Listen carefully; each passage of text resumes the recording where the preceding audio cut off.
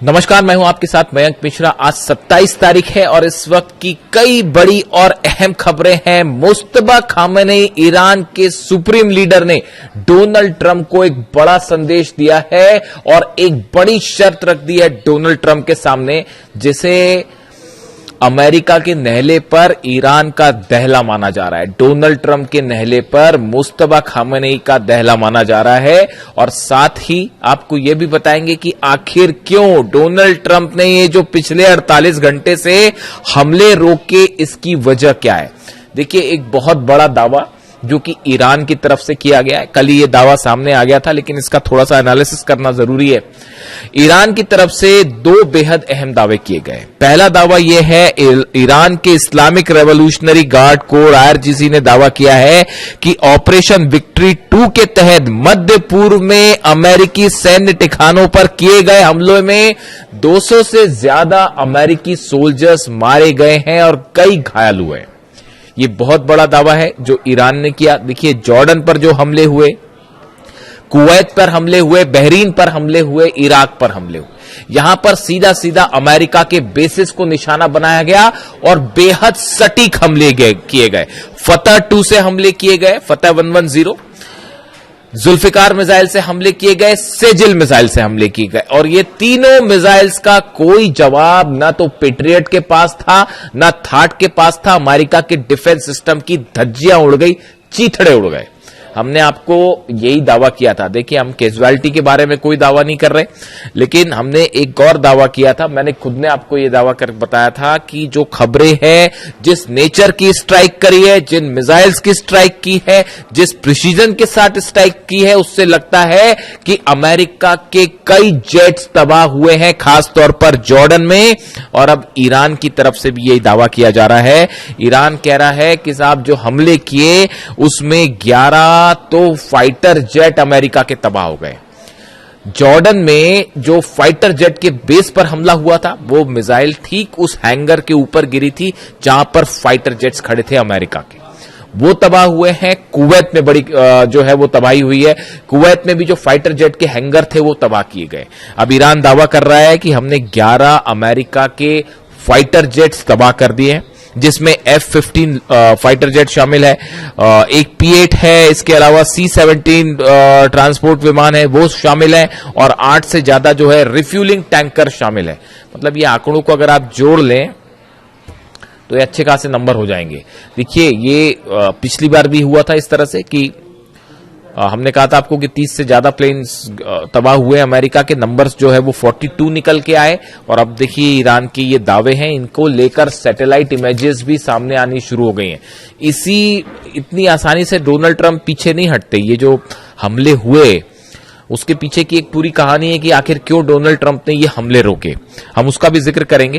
देखिए, एक बड़ा संदेश आया है मुस्तफा खामेनेई का, जो कि डोनाल्ड ट्रंप के नाम सीधा सीधा संदेश ये माना जा रहा है और उसमें ईरान ने ये कहा है कि अगर किसी भी तरह की बातचीत करनी है अमेरिका को, या किसी भी तरह से सीज फायर की बात करनी है, तो अब उसकी पहली शर्त यह है कि लेबनान में पूरी तरह से शांति होनी चाहिए, इजराइल के हमले रुकने चाहिए, इजराइल की सेना बाहर जाए। ये जो सीज फायर करते हैं और उसके आड़ में नेतन्याहू जो हमले कर रहे हैं लेबनान में, ये जब तक नहीं रुकेंगे तब तक कोई बात नहीं।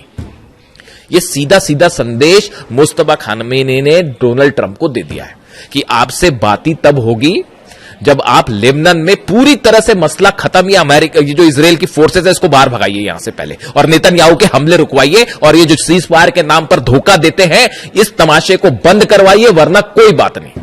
देखिए, अब जंग में ईरान ने लीड बना ली है। ये जो जहाज ठोके हैं, पेट्रियट सिस्टम के ऊपर मिसाइल गिरी है, ये तमाशा रूस भी देख रहा है, चीन भी देख रहा है और हंसी उड़ाई जा रही है डिप्लोमेटिक सर्कल में कि ये अपने बड़ा दम भरते थे। पेट्रियट और थार्ड का ऊपर मिसाइल मारी गई है साहब, सीधी सीधी मिसाइल्स गिरी है, पेट्रियट और थार्ड सिस्टम तबाह हो गए और इतना बड़ा नुकसान हुआ। इस जंग का सबसे बड़ा नुकसान हुआ, यही वजह है डोनाल्ड ट्रंप पीछे हटा है, वरना पीछे नहीं हटता।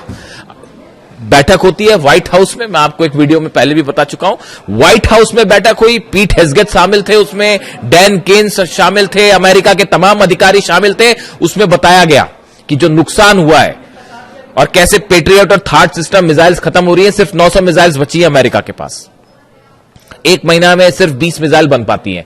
और जिस तेजी के साथ ईरान हमले कर रहा है तो उसमें तो एक महीने के अंदर पूरा डिफेंस सिस्टम ही खत्म हो जाएगा। इसलिए रुके ये हमला करने से।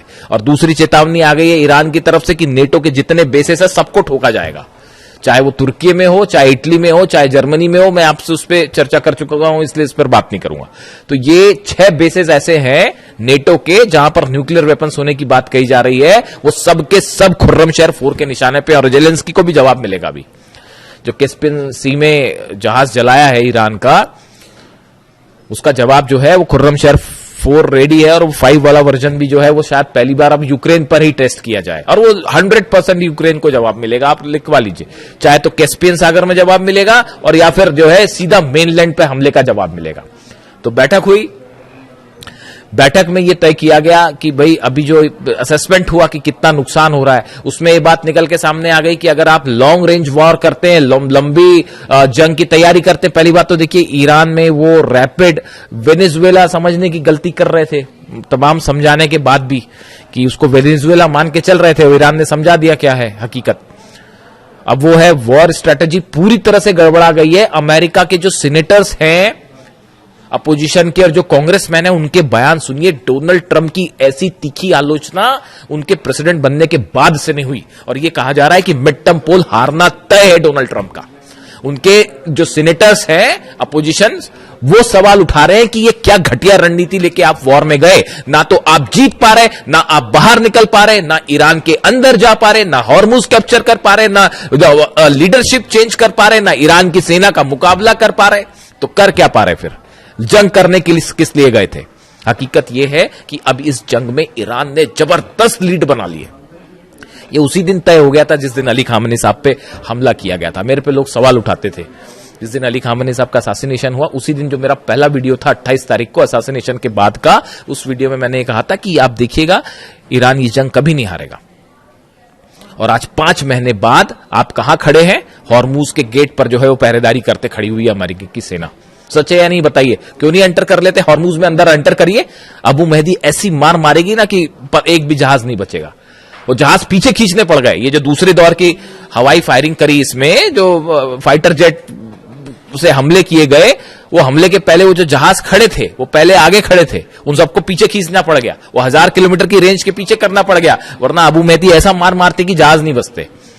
और हॉर्मुज में वो आप देखिए, एक टैंकर फिर तबाह हो गया। कल पार करने की कोशिश कर रहा था उस रास्ते से जो कि ईरान ने मना कर रखा है, नीचे माइन लगी हुई है, फट गई माइन, जहाज हो गया तबाह, बाबल मंदेब अलग बंद हो गया है। तो ये कई बार क्या होता है, देखिए जरूरत से ज्यादा घमंड करना, अपने आप को चैंपियन समझना, है ना, कि बस हम ही सब कुछ आज इसको तबाह कर देंगे, कल उसको तबाह कर देंगे, तो एक ना एक दिन ना शेर को 1.25 शेर जरूर मिलता है।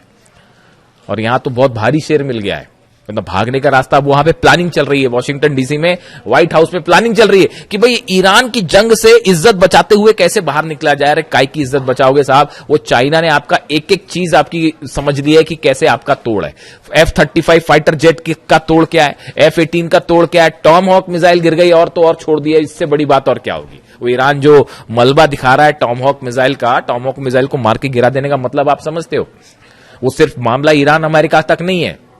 जब टॉम हॉक मिसाइल गिरती है तो चाइना उसकी पूरी पोस्टमार्टम कर डालता। अच्छा, इनकी ये मिसाइल इतनी स्पीड पे चल रही थी, इतनी ऊंचाई पे चल रही थी, इस सिस्टम से मार के गिराया। वो टॉम हॉक मिसाइल का तोड़ उसने निकाल लिया। F-35 जेट अगर गिर रहा है, F-35 जेट अगर तबाह हो रहा है, तो चाइना उसका पूरा एनालिसिस कर ले रहा है कि ये इतने ऊपर जाता है, इतने तेजी से मुड़ता है, इसमें इसको ऐसे टारगेट किया जा सकता है। वो पूरी काट निकाल ली अमेरिका के जितने वेपन्स हैं। आप देख लीजिए हालत क्या है। 18 शिप लेके आप पहरेदारी कर रहे हो, वहां पे खड़े हुए हो, अंदर जाने की आपकी हिम्मत नहीं है, खड़े हुए आप ईरान के दरवाजे पर। तो अब हालात ये है कि मुस्तफा खामेनी ने एक नया जो है वो संदेश दे दिया है डोनाल्ड ट्रंप को। उन्होंने कह दिया है पहले लेबनान में पूरी तरह से शांति करो, उसके बाद बात आगे बढ़ेगी, वरना हम बात ही नहीं करेंगे। और यूरेनियम तो भूल जाइए, वो सपना है, वो भूल जाओ, यूरेनियम नहीं मिलने वाला। पिकेक्स माउंटेन पर हमला करोगे, नेटो के बेसेस उड़ेंगे, यूक्रेन पर हमला होगा, और सऊदी में, यूएई में, कतर में, दोहा में, बहरीन में, कुवैत में एक भी ऑयल रिफाइनरी सलामत नहीं बचेगी, एक भी इंफ्रास्ट्रक्चर नहीं बचेगा। वो जो लंबे लंबे ब्रिज है बहरीन और सऊदी के बीच में, सब मिसाइल्स के निशाने पर है। और ये जो बोलते रहते हैं ना बीच में डोनाल्ड ट्रंप की बस अब इतने % मिसाइल बनी, दुनिया में कोई नहीं जानता ईरान के पास कितनी मिसाइल सिटीज है। तो जागरोस की पहाड़ियों के नीचे अली खामेनी साहब जानते थे पहले से कि आज नहीं तो कल जो है वो हमला करेगा अमेरिका, उसी की तैयारी कर रखी थी, 4-5 साल की जंग की तैयारी कर रखी है। और अब तो भयंकर लीड बना लिए साहब, भयंकर लीड बना लिया। आपको क्या लगता है इसराइल हमला अगर ईरान अगर हार रहा होता या दब रहा होता तो अब तक इसराइल तो कूद गया होता जंग में। उसको पता है कि अगर जंग में आप कूदोगे उसके बाद तेल अवीव पे और हाइफा में ऐसे हमले होंगे इस बार कि मतलब रुकेगा भी नहीं वो मामला। तो अभी वो प्लान चल रहा है एक और, फिर जा रहे नेतन्याहू जी जा रहे हैं मिलने के लिए डोनाल्ड ट्रंप से, और वहां जाके देखते हैं मुलाकात में क्या होता है। वहां पे एक नया फिर प्लान, नया षड्यंत्र शायद जारी हो कि अब ऐसे हमले करेंगे वैसे हमले करेंगे। अभी लेकिन एक नई थ्योरी चल रही है, इस पे अलग से बात करेंगे। वो यूक्रेन ये जो बैठक हुई जिसकी मैं जिक्र कर, अच्छा पहले मुस्तफा खामेनी साहब की बात कर लें। इन्होंने जो ये संदेश दिया लेबनान वाला, इसको गेम चेंजर माना जा रहा है। वो जो है उन्होंने कहा हम अपने न्यूक्लियर प्रोग्राम पे कोई बात नहीं कर रहे, हम स्ट्रेट ऑफ हॉर्मुज पे बात ही नहीं कर रहे, वो तो बंद है, वो कोई नहीं खुलवा सकता। ईरान की परमिशन के बिना खड़ा हुआ अमेरिका, 5 महीने से खड़ा हुआ, स्ट्रेट ऑफ हॉर्मुज बंद है। वो जब ईरान का मन करता है खोलता है, जब मन करता है बंद कर देता। क्या कर पाए आपके एयरक्राफ्ट कैरियर दुनिया के? अब्राहम लिंकन क्या कर पाए और जेरल्ड आर फोर्ड क्या कर पाए? और वो लॉन्ड्री में आग लग गई तो भग लिए, वो अलग। तो बेइज्जती हो रही है वो अलग हो रही है, सैनिक मर रहे हैं, थार्ड सिस्टम तबाह हो जा रहा है, जहाज में आग लग जा रही है, हरा पानी रहे, हरा तो छोड़िए खुद ही पिटे जा रहे हैं। क्या कि सुप्रीम पावर दुनिया की, सबको समझ में आ गया कोई सुप्रीम पावर नहीं है भैया। और मिसाइल के मामले में Iran is the new supreme power of the world, super power of the world, इसमें कोई शक नहीं है। वो कई लोग फिर अभी भी इस तरह के मैं सवाल देखता हूं कि रूस मदद कर रहा है और चाइना मिसाइल में मदद कर रहा है। ईरान को मिसाइल के मामले में किसी की मदद की जरूरत है? अभी भी आपको लगता है कि किसी और की मदद की जरूरत है? हाँ, मान लिया सैटेलाइट की मदद मान सकते हैं हम, सैटेलाइट मदद कर रहा है रूस, चीन सैटेलाइट से मदद कर रहा है, क्योंकि सैटेलाइट प्रोग्राम है नहीं, तो बैन कर रखा था आपने, वरना वो ईरान बताया। ईरान को आप ये बैन हटा लीजिए, उसके बाद देखिए ईरान कैसे तेजी से तरक्की करता है। वो ह्यूमन ब्रेन बना लिया उसने, एक वो जो खबर बताई थी मैंने आपको, ह्यूमन ब्रेन की सेल्स बना के एक आर्टिफिशियल ब्रेन बनाने, मतलब वहां पे जो है आप देखिए ईरान में जो साइंटिस्ट हैं कितनी तेजी के साथ काम कर रहे हैं। ये तब है जब वो 30 साल से बैन लगा हुआ है, तो हाहाकार मच जाता है दुनिया में। जरा से जो है बैन्स लगते हैं, कहीं कोई टैरिफ लग जाता है तो हाहाकार मच जाता है। और 30 साल से वो अली खामेनी साहब का ईरान जो है वो 30 साल से बैन भी झेल रहा है, उसके बाद भी देखिए आज घुटने पे हैं सबके सब।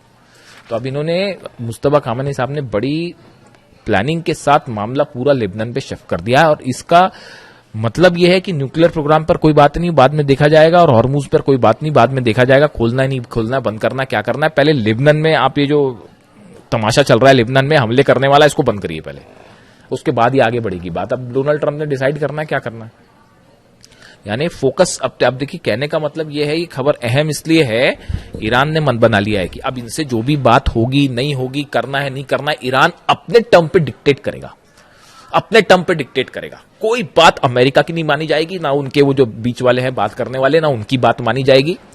वही होगा जो ईरान तय करेगा, जो अहमद वाहिदी तय करेंगे, और अहमद वाहिदी वही तय करेंगे जो खामेनी साहब बता के गए और जो कासिम सुलेमानी साहब बता के गए। वो कासिम सुलेमानी साहब की जो स्ट्रैटेजी है ना, उसी से जॉर्डन ठोका जा रहा है, और उसी से कुवैत ठोका जा रहा है, उसी से थार्ड और पेट्रियट ठोके जा रहे हैं। इसीलिए नहीं डरते थे डोनाल्ड ट्रंप कासिम सुलेमानी से कि अगर कासिम सुलेमानी होते तो पता नहीं क्या हो गया होता। खुद डोनाल्ड ट्रंप ये कहते हैं पता नहीं कितनी तबाही मचाते हैं, और सही कहते हैं। खैर, तो अब हालात ये है कि डोनाल्ड ट्रंप के सामने नई शर्त रख दी है लेबनान वाली। दूसरी तरफ ये बड़े बड़े जो प्लेन गिराने वाले दावे हैं, इसमें थोड़ा सा टाइम लगेगा सामने आने में। बाबल मंदेब जो है वो पूरी तरह से बंद है, क्लोज्ड। ईरान ने हुतीस की मदद के लिए बैलिस्टिक मिसाइल ड्रोन्स का एक बड़ा जखीरा तैनात कर रखा है यमन में, खासतौर पर बाबल मंदेब के आसपास। और लगातार जो है वो लड़ाई चल रही दोनों तरफ से। आपने देखा ही कल यमन में किस तरह से हमले हुए, और सऊदी लेड फोर्सेस और हूती के बीच में आमने सामने की जंग शुरू हो गई। कई गाड़ियों को आग लगा दी गई। जिस तरह से ऑयल रिफाइनरीज पर सऊदी पर हमला हुआ, पूरी दुनिया देख रही है। सबसे बड़ी जो आपकी जो ऑयल रिफाइनरी है अरामको, उसकी एक यूनिट पर जिस तरह से मिसाइल्स गिरी हैं, बैलिस्टिक मिसाइल, पूरी दुनिया देख रही है किस तरह से यानबू में और दूसरी एक जगह जो है वो हमले हुए, और उसको कोई नहीं रोक पाया। तो अमेरिका तो फेल है ही पूरी तरह से, वो अपनी रक्षा नहीं कर पा रहा, तो सऊदी की रक्षा क्या करेगा। और ये प्लान चल रहा है, देखिए प्लान चल रहा है। खुद नहीं लड़ सकते तो बोले क्या एक नया मोर्चा खोल देते हैं, यूक्रेन को लड़ाओ ईरान से। साहब हथियार हम देंगे वहां लड़ना ताकि हमारे बेस पे हमला नहीं। आपने क्या समझ रखा है ईरान को और क्या समझ रखा है अहमद वाहिदी साहब को? यूक्रेन हमला करेगा तो वो क्या जॉर्डन पे हमला रुक जाएगा?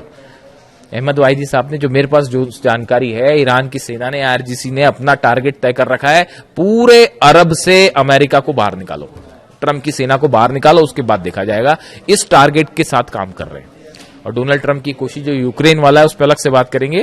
वो यूक्रेन को भिड़ाने की कोशिश है ईरान से, सऊदी को भिड़ाने की कोशिश वहां पे जो है हूती को वहां मैनेज करने के लिए सऊदी को भिड़ा लो, यानी खुद पीछे रहो, हथियार देके दूसरे को लड़ा जाए, ये प्लान चल रहा है। लेकिन अभी हालात ये हैं, ईरान ने बड़ी लीड बना ली है। अब ये जो शर्तें रखी हैं मुस्तफा खामेनी साहब ने, इसका क्या होगा? बाबल मंदेब का क्या होगा? हॉर्मूज का क्या होगा? एक बड़ी जंग की तैयारी फिर शुरू है, अमेरिका की तरफ से भी, इजराइल की तरफ से भी। इजराइल की एंट्री भी जल्दी हो सकती है, अगले 1 से 2 दिन में 30 तय हो जाएगी कि मामला जंग की तरफ, बड़ी जंग की तरफ। ईरान जान रहा है कि हमला होगा, आज नहीं तो कल फिर से हमला होगा। किस रूप में होगा ये देखने वाली बात है। जो भी अपडेट होगा आप तक पहुंचाऊंगा। Thank you so much.